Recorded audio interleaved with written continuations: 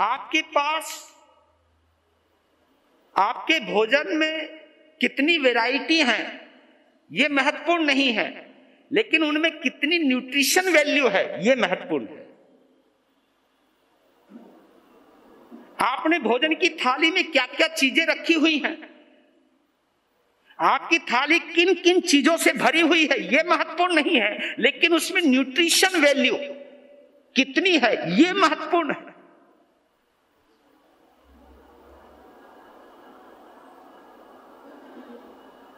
तो भोजन में न्यूट्रिशन वैल्यू देखी जाती है। तो सामायिक में बैलेंस ऑफ लाइफ देखा जाता है।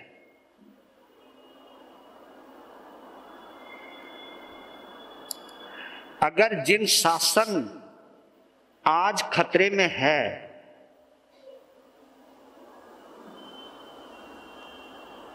तो इस वजह से है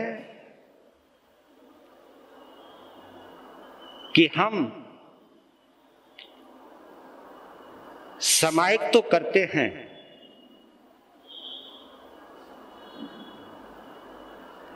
लेकिन संभाव नहीं है। गौर करना क्या बोला मैंने, हम सामायिक तो करते हैं लेकिन संभाव नहीं है। आजकल के संत महाराज, चाहे उसमें हम भी हैं चाहे कोई भी है भाई, हम लोग कह देते हैं चाहे कोई भी मजबूरी हो,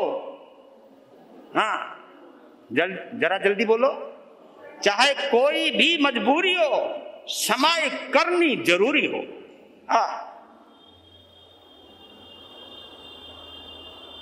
लेकिन हम इस बात को इस ढंग से भी तो कह सकते हैं कि चाहे कोई भी मजबूरी हो संभाव में रहना जरूरी हो, यह भी तो हम कह सकते हैं।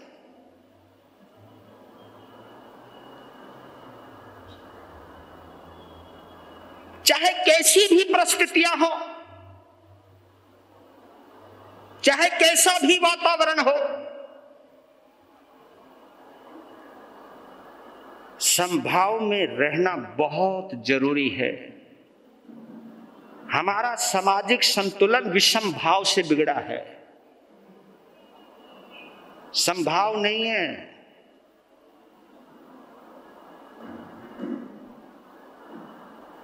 और संभाव क्यों नहीं है?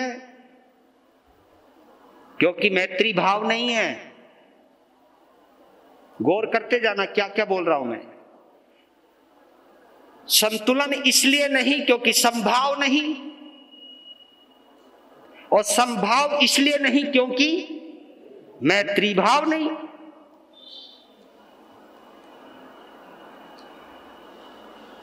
जिन शासन मैत्री भाव पर चलता है,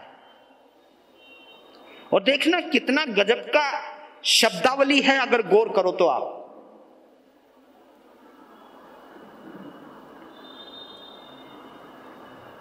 एक है मैत्री भाव और एक है मोहनीय कर्म। देखो क्या गजब है, दोनों में एम फैक्टर है। मैत्री भाव और देखिए, मैत्री के साथ भाव आया और मोह के साथ कर्म आया। मैत्री एक भाव है और मोह एक कर्म है।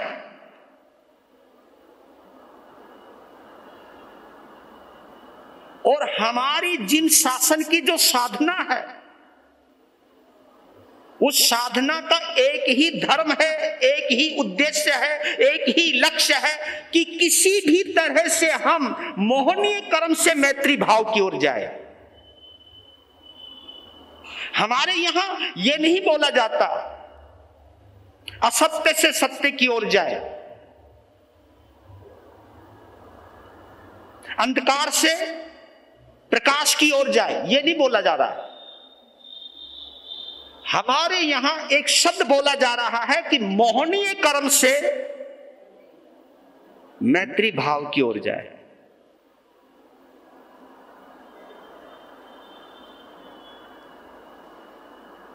क्यों? क्योंकि हमारा जो आराध्य है ना,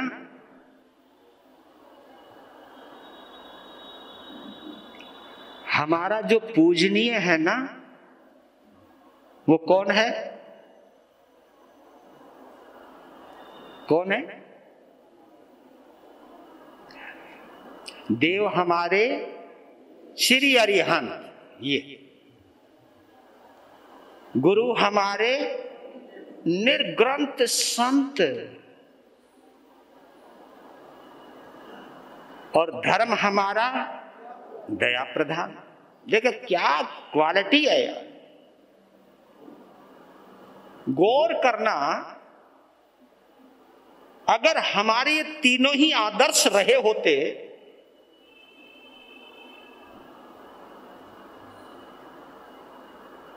तो आज जिन शासन कहां होता आप सोच भी नहीं सकते थे। महाराष्ट्र के एक विद्वान हुए हैं काका कालेलकर,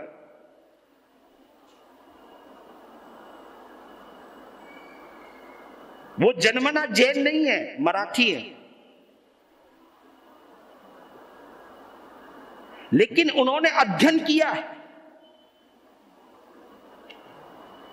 समस्त धर्मों का अध्ययन किया, बल्कि यूं कहूंगा समस्त सिद्धांतों का अध्ययन किया, सभी संप्रदायों के धार्मिक ग्रंथों का अध्ययन किया, और उसका अध्ययन करने के बाद वो इस निष्कर्ष पर पहुंचे कि जैन धर्म में, गौर करना, ये हम सभी के लिए एक आईना है, आईना।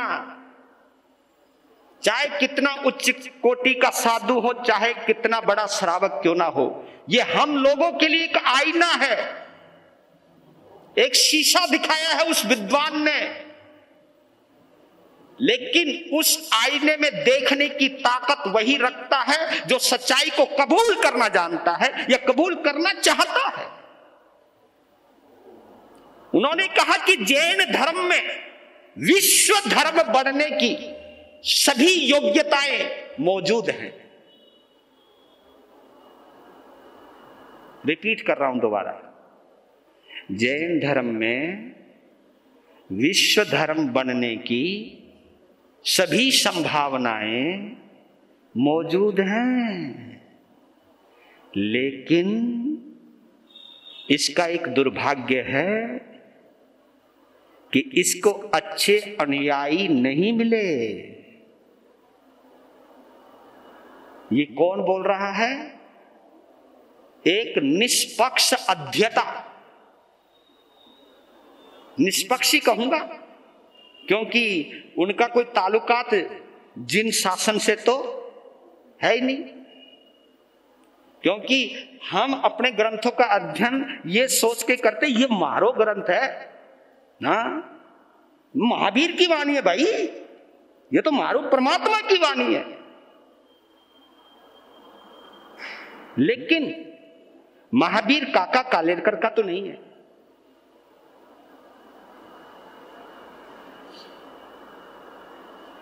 तो जरूर उनकी टिप्पणी निष्पक्ष रही है।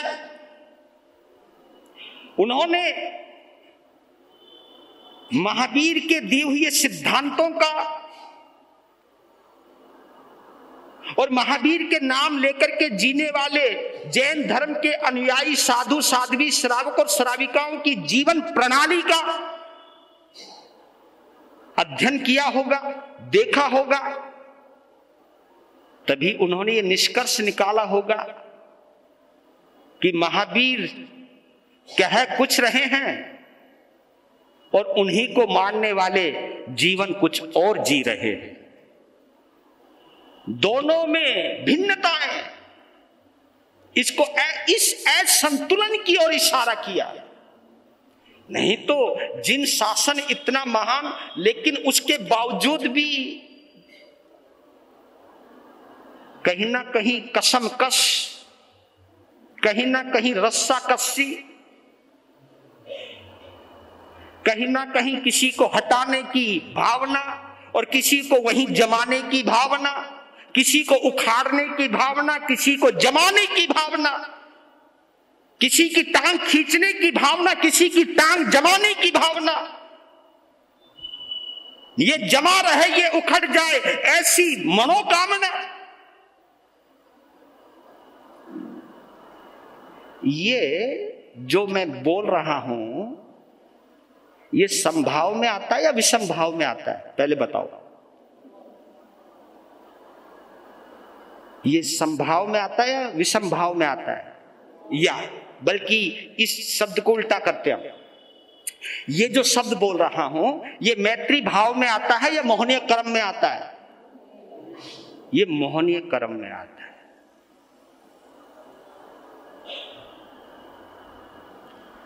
महावीर ने तटस्थ रहना सिखाया, समभाव में रहना सिखाया, और हम कहां चले गए?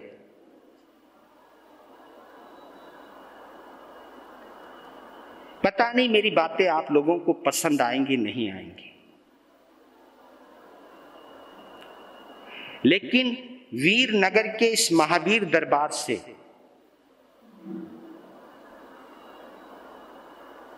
पूरे विश्व को हम यही संदेश देना चाहते हैं, निष्पक्षता से। बेशक हम भी महावीर के सिद्धांतों को पूरी तरह फॉलो ना करते हो, बेशक, लेकिन कहीं ना कहीं किसी को गुमराह करने का पाप तो नहीं करूंगा। अपनी कमी है, मेरी कमी सामने है, अगर कमी है तो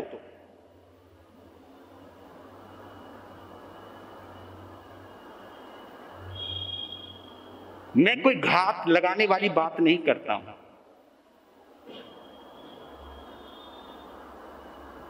मैं कहीं ना कहीं अपनी समाज के बिगड़ते हुए संतुलन को देखकर दर्दमंद तो हूं। मैं उस दर्द को बयां करने का अधिकारी तो हूं मैं।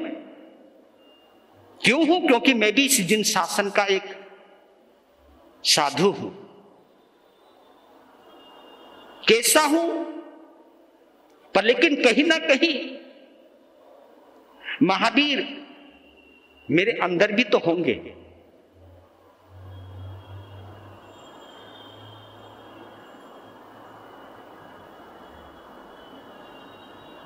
जिसका देव अरिहंत हो, गुरु निर्ग्रंथ हो और धर्म दया हो, फिर तो हमारे घर में सुख चैन अमन की बंसी बजनी चाहिए। फिर समाज में झगड़े नहीं होने चाहिए, फिर घर में कलह नहीं होनी चाहिए। और मुझे आज तक एक रहस्य का पता नहीं चला, ये भी मैं एक दर्द आपके आगे बयां कर रहा हूं, पता नहीं जायज है या नाजायज है, वो आप सोचिएगा। एक दर्द बयां कर रहा हूं कि जिन घरों में ज्यादा धर्म ध्यान होता है, त्याग तपस्याएं होती हैं, सामायिक होती है, स्वाध्याय होता है, उन घरों में ज्यादा कलह क्यों होता है? मुझे आज तक समझ में नहीं आया। ये तो विचारणीय प्रश्न है कि जहां तपस्या भी बहुत है, छोटी छोटी बातों का त्याग भी बहुत है, नियम और मर्यादाएं भी बहुत हैं, सामायिक संबर भी बहुत है, पोषण भी बहुत है, प्रतिक्रमण भी बहुत है, सामायिक भी थोक के भाव होती है, लेकिन फिर भी पारिवारिक संतुलन क्यों बिगड़ गया आपका? क्यों हम संत समाज बिखर गई? हम भी तो दोषी हैं। हमने तो जाव जीवाई की ले रखी है भैया, आप लोगों ने तो कम से कम जाव नियम की ले रखी है। और हम साधु संतों में भी प्रेम नहीं है आपस में। ना ना ना ना, मैं बताऊं आप लोगों को, तुम तो शर्मा शर्मी फिर भी लिहाज में एक साथ बैठ जाते हो। अगर एक ही स्थानक में दो संप्रदाय के साधु, और तुम पंगा लेना भी मत।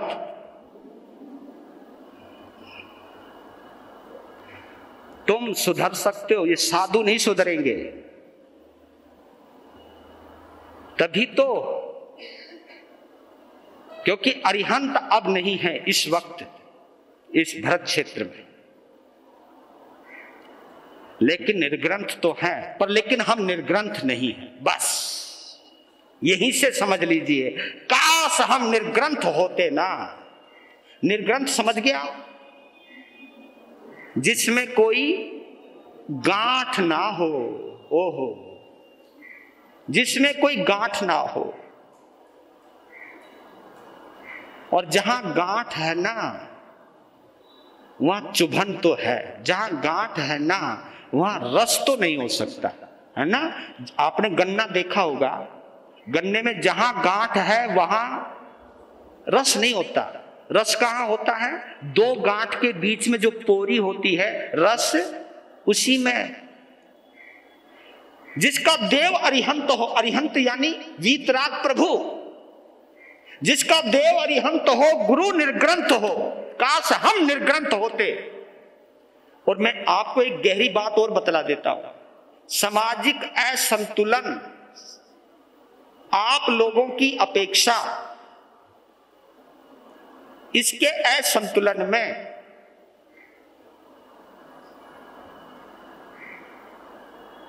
आपका तो हिस्सा केवल 20% है।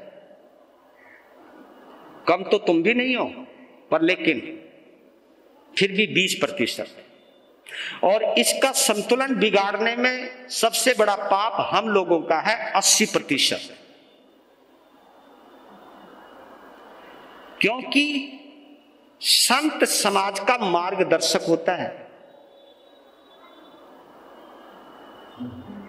अगर हमने अपने श्रावकों को समझाया होता, समाई करनी सिखाई होती, तो मेरे जिन शासन बहुत सुनहरे पलों में जी रहा होता। आप ये भी कह सकते हो, क्योंकि बहाने तो आपके पास भी और हमारे पास भी है। आप कह सकते हो महाराज पंचमारो है, ओ पंचम काल है, महाराज कलयुग है, ये तो होना ही है। ठीक है, जब आदमी, देखिए, जब आदमी बहाना ढूंढना चाहे तो कहीं से भी ढूंढ सकता है। जब हमने कमी देखनी हो, अपनी कमी छुपानी हो, तो उस कमी के लिए हम दूसरे को जिम्मेवार ठहरा देते हैं। अब यही तो कहते हो जी, हम तो बिल्कुल सही रहना चाहते, सामने वाला सही नहीं रहने देना चाहता, तो हम क्या करें? यही बोलते हो ना आप जी, हम तो सही रहना चाहते, सामने वाला ही सही नहीं रहने देना चाहता, तो हम क्या करें? हम जी, कोई हमें ईंट मारे तो पत्थर तो हम भी मारेंगे ना। और काश जो आप बोल रहे हो ये महावीर ने सोचा होता तो क्या वो अरिहंत बन पाते? क्या वो तीर्थंकर बन पाते? अरे आपके साथ तो कुछ नहीं किया जो महावीर के साथ हुआ है। और महावीर के जीवन से ही एक बात कह देना चाहता हूं कि प्रभु महावीर को एक समाई करने में 12.5 साल लग गए। कितनी? नहीं, कितनी समाई करने में? हाँ, एक। ये गौर करने वाला है। प्रभु महावीर को एक समाई करने में 12.5 साल लग गए। और हम लोग एक दिन में भी 12 समाई कर देते हैं, एक दिन में ही। और उनको 12.5 साल लग गए। उनको लग गए, किनको? जिनके पास 4 ज्ञान है, मति ज्ञान, श्रुत ज्ञान, अवधि ज्ञान और मन है प्रिय ज्ञान। 4 ज्ञान है जिनके पास। उनको लग गए, उनको लग गए जो चरम शरीर ही है। हमारा तुम्हारा शरीर तो ऐसा है, एक ठोकर लग जाए, एक पेड़ी से गिर जाओ तो हड्डी चटक जाए। हमारा शरीर तो ऐसा है, एक ठोकर लग जाए तो हॉस्पिटल पहुंच जाओ। लेकिन प्रभु महावीर का शरीर ऐसा नहीं है। वो कैसा है? वज्र, ऋषभ, नाराज संहन का शरीर है कि इंद्र के वज्र का भी असर ना हो, वो शरीर है उनके पास। और जिनका शरीर इतना मजबूत है तो उनके अंदर सहन शक्ति भी कितनी गजब की रही होगी।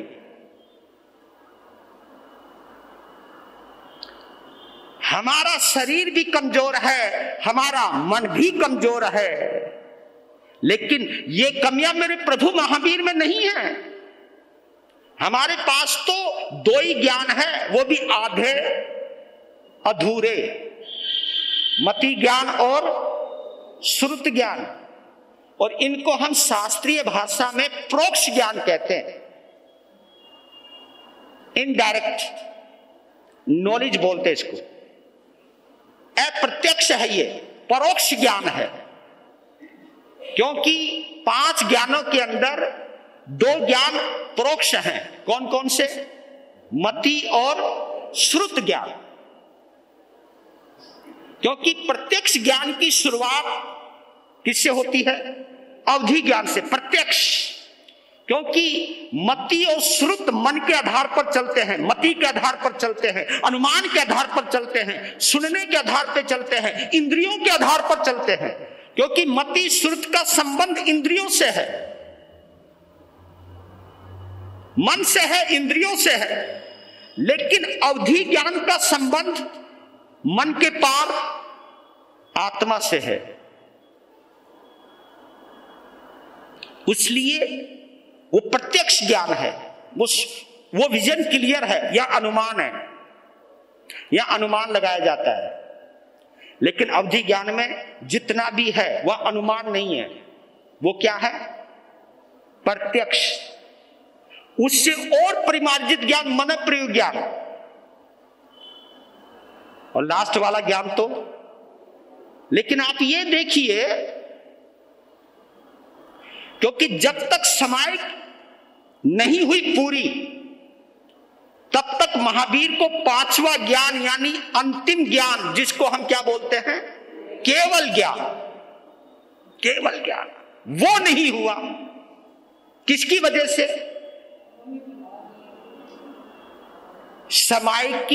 समायिक के अधूरेपन से। महावीर को एक समायिक करने में 12.5, क्योंकि मैंने ये पढ़ा है, मैं तो अनुमान पे बोल रहा हूं भैया, लेकिन जब हम उस अनुमान को महावीर के जीवन से देखते हैं, समझते हैं, तब पता चलता है।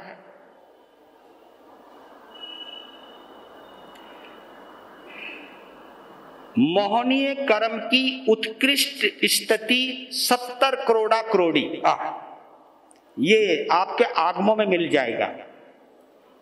उत्कृष्ट स्थिति कितनी? स्थिति यानी मोहनीय कर्म की सत्ता, इसको सत्ता समझ लीजिए। स्थिति यानी स्थित रहता है कहीं पर भी, इसकी जो सत्ता है उसकी ज्यादा से ज्यादा उम्र कितनी है? 70 करोड़ा करोड़ी। हाँ, उसको भी हम नाप नहीं सकते, ऐसा कोई मापक यंत्र नहीं है, ऐसा कोई कैलकुलेटर नहीं बना है जिसके आधार पर हम 70 करोड़ा करोड़ी को हम समझ सके या समझा सके। यह भी एक आगम की भाषा है।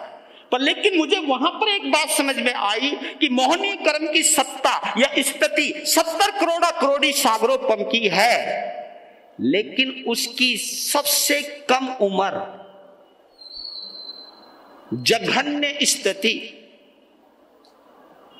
है तो केवल 48 मिनट की है। तब समझ में आया कि समायिक 48 मिनट की क्यों होती है। समायिक 48 मिनट की क्यों होती है? इसलिए होती है, आत्मा को परमात्मा बनने के लिए केवल हमको कितनी चाहिए मिनट? केवल 48 मिनट। ये सारा खेल 48 मिनट का ये भैया।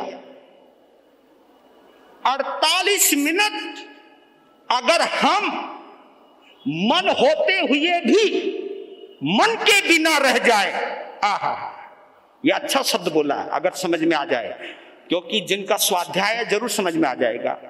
मैं कोई भारी भरकम शब्द भी नहीं बोल रहा हूं। मन के होते हुए भी, मन के रहते हुए भी, मन की मौजूदगी में, मन के रहते हुए भी अगर 48 मिनट तक हम लोग, आप, हम, कोई भी बिना मन के अगर हम 48 मिनट तक रह जाएं तो केवल ज्ञान हो जाता है। तो इसका मतलब केवल ज्ञान होने के लिए मन का होना भी जरूरी है, लेकिन बिना मन का होना भी, मन के रहते हुए भी बिना मन का रहना। और आप समझना जरा, जैसे हम बोलते ना सुख चैन अमन की जिंदगी जी रहा है वो, अमन, अमन, ये जितना बवाल है ना, बवाल, ये किसकी वजह से? मन की वजह से। मन अगर, और मैं तो समय की एक ही परिभाषा करता हूं, लोग तो ये करते हैं जिससे संभाव की प्राप्ति हो उसको हम समय कहते हैं, लेकिन इस शब्द को बदल लो जरा आप। हम यूं कह सकते हैं मन के विश्राम को हम समय कहते हैं। क्या बोला मैंने? मन के विश्राम को, जहां मन विश्राम में चला जाए, मन की कोई गतिविधि ना हो रहे। ये खोपड़ी है ना भैया, बहुत डेंजर, डेंजर। मैं तो इसलिए बांध के रखता हूं। आप लोगों को तो खुला रखने की आदत है, हमारी बहनों को तो खास तौर पे खुला ही रहे।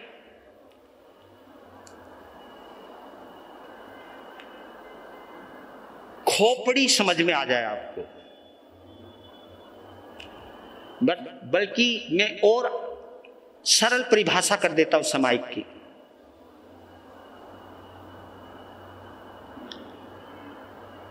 दिमाग से दिल में उतरने का नाम है समाइक। आप कहोगे ये कौन सी भाषा है? हाँ, मैंने क्या बोला? दिमाग से दिल में उतरने का नाम है समाइक। समाइक कोई बहुत बड़ी चीज नहीं है।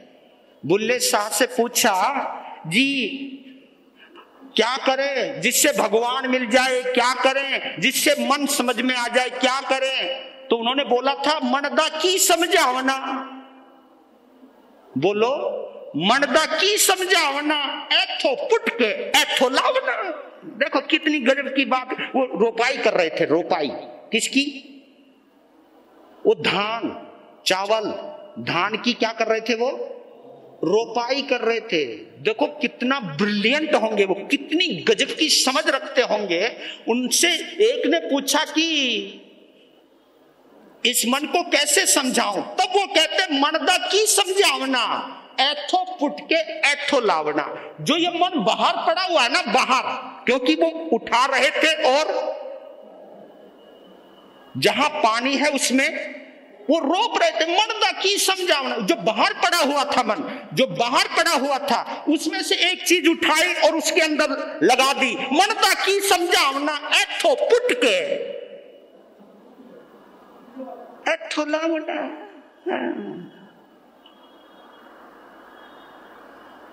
बहुत मुश्किल है, कैसे होगा? एथो पुट के एथो लावना कैसे होगा? नजर तो थारी घड़ी पे रहे, मुझे भी ध्यान रखना पड़े। मन का विश्राम समाइक है, दिमाग से दिल में उतरने का नाम समाइक है।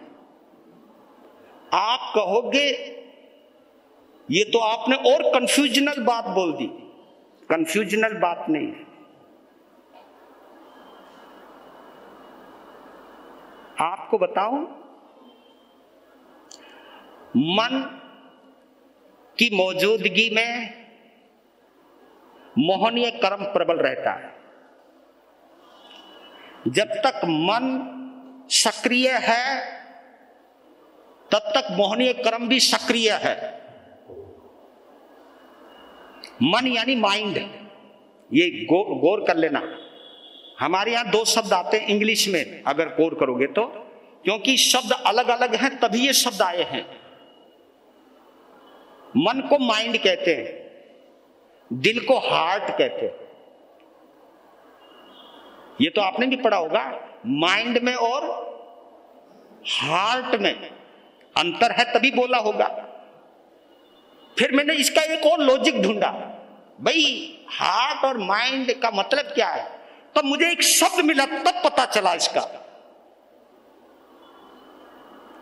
माइंड के साथ मनी शब्द को जोड़ा। माइंड के साथ मनी, मनी यानी हाँ पैसा, वेरी गुड। और जो लालची होता है, पैसों का दीवाना होता है, दौलत का दीवाना होता है, पैसों पे पागल होता है, उसको बोलचाल की भाषा में क्या बोलते हैं हम? Money minded. भाई आदमी बड़ा मनी माइंडेड है, हर जगह पैसा ढूंढता है। महाराज जी के पास भी आवे तो ये कहे, महाराज जी ने कहा भैया समायक कर लेने का, समायक तो कर लूं, ये बता पैसा मिलेगा कि नहीं मिले। मैं समायक तो कर लूं, मेरी दुकान चलेगी या नहीं चले। मैं समायक तो कर लूं, मेरी ये इच्छा है ये पूरी होगी या नहीं होगी, पहले बता दो। यानी समायक से भी इच्छाओं की पूर्ति चाहता है वो, और इच्छाएं मन में पलती है भैया। मन यानी माइंड में। तो वहां मुझे पता चला कि मनी को माइंड से जोड़ा या माइंड को मनी से जोड़ा। मनी माइंडेड, जो लालची होता है, पैसों का दीवाना होता है, उसे हम मनी माइंडेड कहते हैं। लेकिन जो दयालु होता है, होए होए, उसको हम क्या बोलते हैं? Kind hearted. हार्ट को वहां काइंड से जोड़ा, काइंड हार्टेड। तब पता चला रही ये बात है। वाह, बात विजन क्लियर हो गया। मनी माइंडेड में और काइंड हार्टेड में फर्क तो है।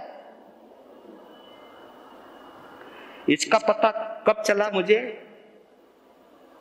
मुझे एक कोटेशन मिली इंग्लिश की, जहां यह लिखा हुआ था, दे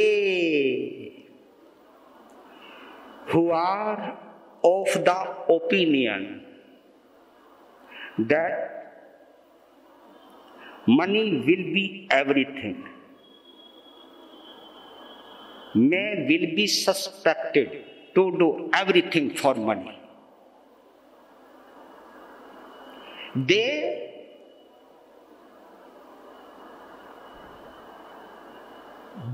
वे लोग जिनकी सोच, who are the opinion, जिनकी ऐसी सोच है, कौन सी? that money will be everything, कि पैसों के द्वारा हम दुनिया की हर चीज प्राप्त कर सकते हैं। पैसों के द्वारा हम चीज, हर सत्ता, हर ताकत, हर इच्छाओं की पूर्ति कर सकते हैं।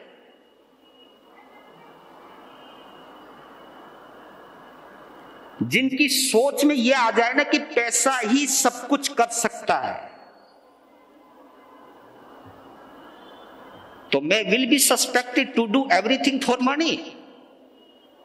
ऐसी सोच वाला ही पैसों के लिए कुछ भी कर सकता है, क्योंकि दिमाग में बेद फिट हो गई कि जो कुछ है वो पैसा है, पैसा नहीं तो ऐसा वैसा है।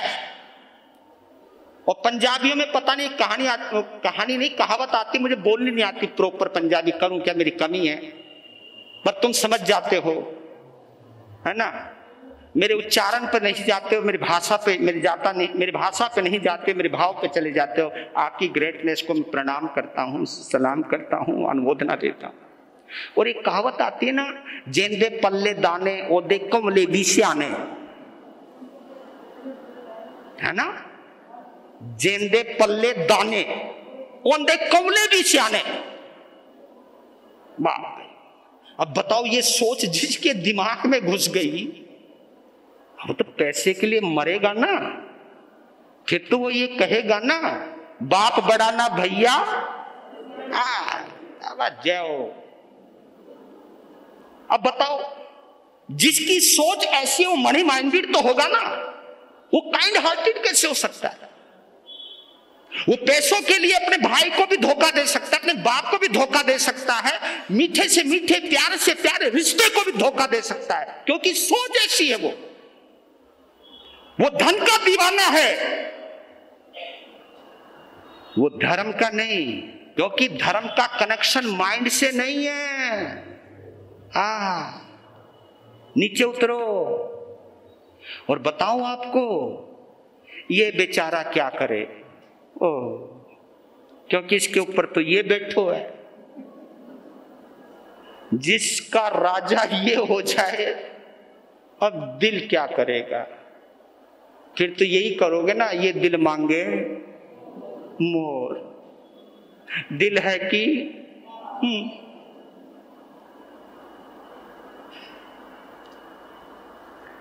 हे प्रभु क्या होगा? चलो छोड़ो, मैं यही कह रहा था आपको कि समाई क्या है, दिमाग से दिल में उतरने की साधना है। धर्म का जन्म, हाँ ये बहुत गौर करने वाली बात है। अब मैं अपने मैटर पे आ रहा हूं धीरे धीरे। आज उसकी एक आधारशिला, एक फाउंडेशन रख रहा हूं आगे तक की चर्चा को लेके, क्योंकि इस फाउंडेशन पर हमें समझना है, हमारी कई गलतफहमियां दूर हो सकती हैं। मैं ये कह रहा था कि धर्म का जो जन्म स्थल है, धर्म की जन्मभूमि, हाँ वो क्या है? वो आपका हार्ट है, आपका दिल है। धर्म की जन्मभूमि अगर कहीं है तो क्या है? आपका दिल। और संप्रदायों की जितनी भी जन्मभूमियां हैं, बताओ ये है खोपड़ी। क्योंकि आदमी जितने भी षड्यंत्र रचता है ना, जितने भी षड्यंत्र रचता है, बताओ यहां से रचता है या यहां से? खोपड़ी। जितने भी चाणक्य हैं, जितने भी राजनेता हैं, क्योंकि नेता दिल से नहीं होते। लोग कहते हैं कि दिल्ली दिल वालों की है, लेकिन मैं कहता हूं नहीं, दिल्ली तो दिमाग वालों की है। दिल्ली दिल, गांव में दिल होता है। मैंने सुना था, पता नहीं सही है या गलत, मैं नहीं जानता। पहले की एक कहावत आती है कि पहले मकान कच्चे हुआ करते थे, लोग सच्चे हुआ करते थे।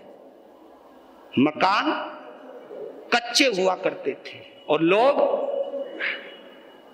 समझ गए ना लॉजिक आप?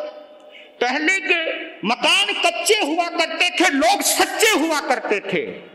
लेकिन आज मकान, अरे पक्के नहीं, पत्थरों के होते हैं, पत्थर ही पत्थर। मैं कहा महाराज जी आप भी पत्थर पे बैठे हो, कह सकते हो आप, बुरा नहीं मानना है। अब मुझे बोलना पड़ रहा है, क्या बुरा मान जा कहीं। लेकिन इतना है, मिट्टी में और पत्थर में फर्क तो है। अगर फसल बोनी है तो जमीन चाहिए, मिट्टी चाहिए। अगर बीजों को बर्बाद करना है तो फिर पत्थर चाहिए। पत्थर चमक सकता है, ये इसकी विशेषता है, लेकिन ये इसके अंदर एक कमी है, ये किसी चीज को पैदा नहीं कर सकता, ये इसकी कमी है।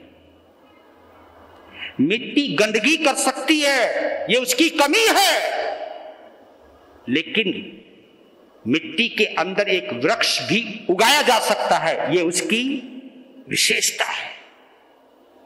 और जब मनुष्य जन्म और देवताओं की कल्पना की जाती है तो वहां एक ही कल्पना की गई है, देवता वो है पत्थर जैसा, संगमरमरी पत्थर जैसा है, देव योनि। लेकिन मनुष्य जन्म ऐसा है मिट्टी जैसा, जिस मिट्टी में धर्म का कल्प वृक्ष उगाया जा सकता है। यह विशेषता है, इस मिट्टी की विशेषता है।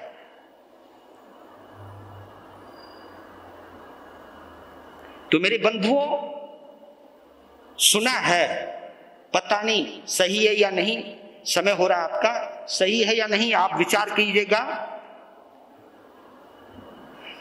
कहते सतयुग में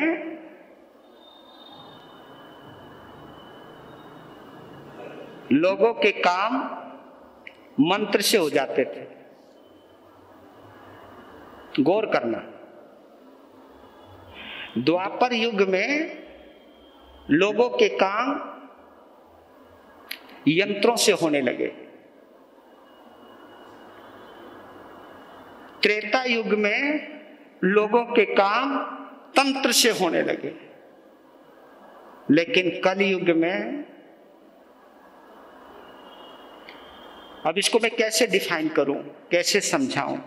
सतयुग, जहां सच्चे लोग रहते थे, उनको कुछ भी नहीं करना होता था, आंख बंद करते थे, जो चाहते थे मिल जाते थे, पर लेकिन उनकी चाहना ज्यादा नहीं थी।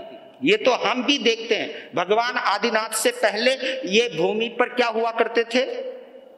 कल्प वृक्ष, है ना?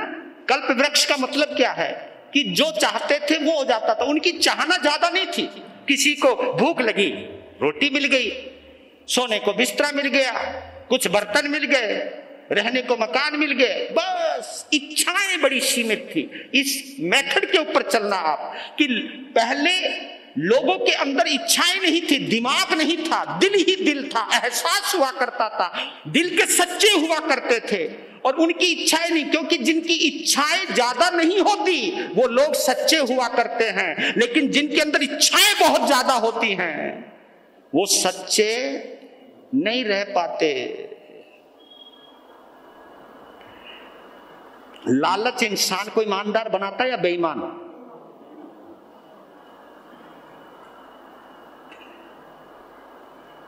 भगवान जो हम तीसरा आरा बोलते हैं, फिर चौथा आरा, और ये क्वालिटी गिरी है। पहले तो बहुत समय था, एक बार खाते थे तो 6-6 महीने भूख ही नहीं लगती थी, प्यास ही नहीं लगती थी, और देखो कहां तक पहुंच गए हम। आज तो समझ गए होंगे आप, मतलब खाने के ऊपर भी खाते रहते हैं। यहां तो खाने से पहले भी खाते हैं, खाने के बाद भी खाते हैं। खाने से पहले वाले को स्टार्टर बोलते हैं, स्टार्ट करना है भैया, स्टार्टर। अरे वाह भाई वाह, नाम भी कहां से लाते हो तुम, खोज करके लाते हो। ये सब आपके लॉजिक है भैया, खाना है। अब तो 4 महीने आगे। तो मैं कह रहा था कि सतयुग में मंत्र, मन में जो चाहा, क्योंकि चाहत ज्यादा नहीं होती थी, आवश्यकता होती थी, जो आवश्यकता थी वो पूरी हो जाती थी। आवश्यकता की पूर्ति के लिए केवल आंख बंद किया, चाहा, सामने प्रकट हो गया। लेकिन द्वापर युग में थोड़ी इच्छाएं बढ़ गई, तो अब मन से काम होने नहीं लगा, मंत्र से काम होने नहीं लगा। फिर सोचने लगे क्या करें, फिर वो कैलकुलेशन करने लगे। यंत्र आ गया। यंत्र है क्या? वो 65 या यंत्र, जो भी यंत्र है क्या, मतलब एक मंत्र को शब्दों अंकों में बांध देना और उसको खानों में भी डिवाइड कर देना, क्योंकि आपके हर खानों में कुछ ना कुछ है, कुछ ना कुछ इच्छाएं हैं। इसलिए तो यंत्र, बड़े बड़े यंत्र बनते हैं, बनाए जाते हैं, क्योंकि वो आपकी इच्छाओं के अनुसार यंत्र बनाए जा रहे हैं कि भैया जिसकी जितने बड़ी इच्छा उसके लिए उतना ही बड़ा यंत्र। अब यंत्र बनने लगे, यानी कैलकुलेशन करने लगे, और ये कहा कि इस चीज को ऐसे रख दो, इसको ऐसे रख दो, और इसको अपने जेब में रख लो, अपने पास रख लो, लो जी तुम्हारा जो चाहोगे वो लो जी। फिर आ गया त्रेता युग, यंत्रों ने भी काम करना बंद कर दिया। फिर आई तंत्र विद्या, है ना, नींबू में मिर्ची घुसो दी, वो लट्टू बना दिया, क्या क्या बना दिया जी, ओहो हो राम राम राम। और कई बनाया कि इसके ऊपर कुछ ना कुछ बाधा है, बड़ी मुसीबत, ये एक ग्रह चाल है, नुका जी के करनो है, करनो कुछ नहीं है, सतनाजा ले इसके ऊपर फेर दो और गौ को खिला दो, नुका क्या होगा, इसकी बीमारी गौ माता को हो जाएगी और ये फ्री हो जाएगा। नुका हाँ, नुका बिल्कुल। अब गाय जाए भाड़ में, तुम तो अपने आप को स्वस्थ करने के लिए कुत्ते को भी खिला देते हो। बस मैं सही होना चाहिए कुत्ता मर जाओ, मैं सही होना चाहिए गाय मर जाओ, और मैं सही होना चाहिए चाहे पेड़ के ऊपर पानी चढ़ाना हो, चाहे पेड़ की कुछ पूजा करनी हो, चाहे पेड़ सूख जावे, मैं हरा भरा रहूं। वाह भाई वाह, आदमी इतना स्वार्थी, इतना मतलबी, इतना खुदगर्ज। तंत्र होने लगे, और जब तंत्र से भी काम नहीं हुआ कलयुग के अंदर, तो पहले सतयुग में मंत्रों से, राइट, द्वापर युग में यंत्रों से, त्रेता युग में तंत्रों से, और कलयुग में षड्यंत्रों से काम होता है भैया। देखो कहां से मंत्रों से चले षड्यंत्र तक पहुंच गए। षड्यंत्र समझ गया आप? हाँ, षड्यंत्र। आज हर किसी के लिए कोई ना कोई षड्यंत्र रच रहा है। साधु साध्वी के लिए, साधु के लिए, श्रावक के लिए। आदमी इतना गिर चुका है मेंटली तौर पर, फिर समाई कहां से होगी रे। समय हुआ आपका, धन्यवाद। कल फिर पहुंचते हैं। ये दिल से सुनिएगा, बदल जाओ तो मेहरबानी आपकी, नहीं तो इतना जरूर कहता हूं, तुम्हें सुनाते सुनाते मैं संभल जाऊं, ये भी उपकार होगा। वीर नाम के हीरे मोती